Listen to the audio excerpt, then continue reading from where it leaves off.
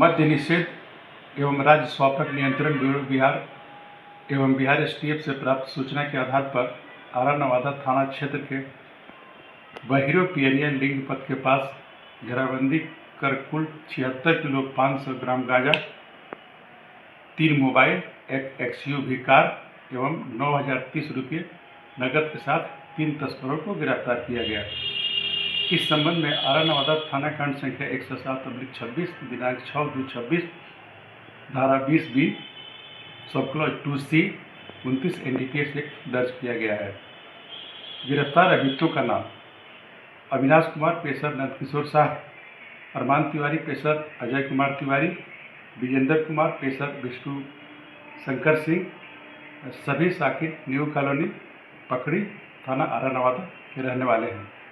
इस कार्रवाई में आरा नवादा थानाध्यक्ष के साथ एसआई अविनाश कुमार, एसआई दीपक कुमार दास एवं अन्य पुलिसकर्मी एवं जवान शामिल रहे।